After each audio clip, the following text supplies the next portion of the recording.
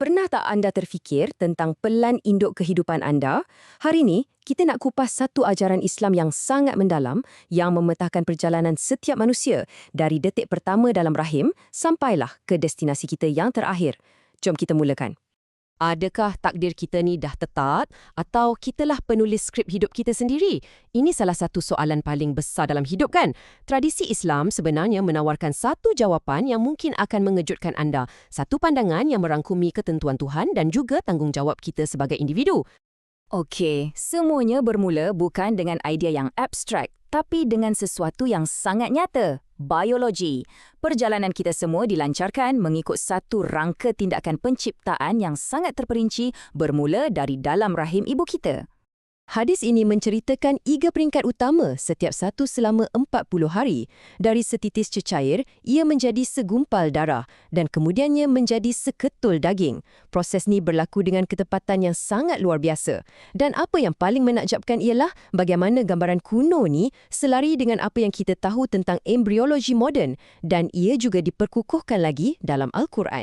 Dan petikan dari Al-Quran ni melengkapkan lagi gambaran tu. Cuba bayangkan, ini bukan sekadar ayat, tapi ia adalah kisah transformasi kita semua dari unsur yang paling asas kepada makhluk yang hidup dan bernafas. Ia menunjukkan keajaiban yang berlaku di dalam diri setiap ibu. Tapi, pembentukan fizikal tu baru separuh jalan tau. Pada satu titik yang sangat spesifik, perjalanan kita beralih dari biologi kepada rohani. Di sinilah 4 ketetapan ilahi mula ditulis ke dalam takdir kita. Tepat pada hari ke-120, satu peristiwa agung berlaku. Seorang malaikat diutuskan untuk meniupkan roh ke dalam jasad yang sedang membesar tu. Inilah detiknya kita bukan lagi sekadar jasad, tapi menjadi seorang insan yang mempunyai jiwa.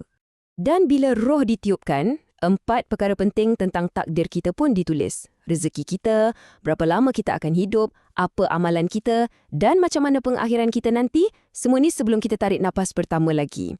Jadi, adakah ini bermakna semuanya dah confirm tetap, tak boleh ubah langsung? Kat sinilah ceritanya jadi makin menarik dan terus terang agak mencabar. Kita berdepan dengan apa yang nampak macam satu paradoks, satu pertentangan antara takdir yang dah tertulis dengan amalan hidup kita. Benda ni dah dibahaskan oleh para ulama' selama berabad-abad. Cuba bayangkan situasi ni. Ada orang, seumur hidup dia buat amalan ahli syurga.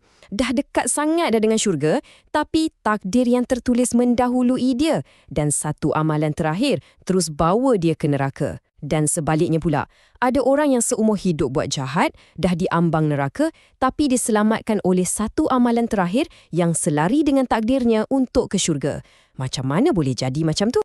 Mestilah kita tertanya-tanya kan, macam mana boleh jadi macam tu? Habis sia-sia ke usaha kita selama ni? Mana keadilannya? Dan apa peranan pilihan kita kalau pengakhirannya dah ditentukan?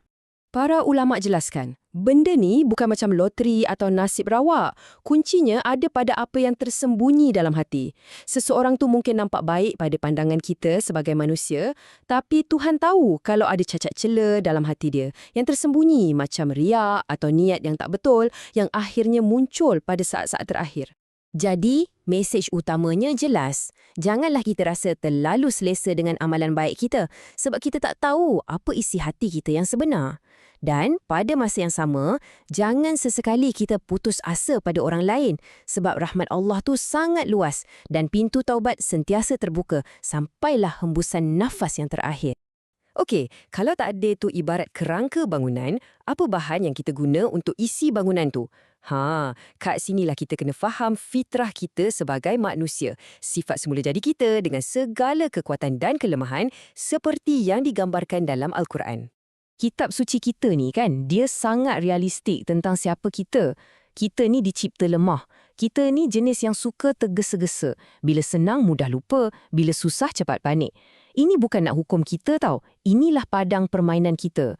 Inilah keadaan di mana kita perlu buat pilihan-pilihan yang bermakna. Jadi, kalau pengakhiran tu sangatlah penting dan kita pula ada macam-macam cabaran ni, macam mana kita nak usahakan pengakhiran yang baik atau husnul khatimah?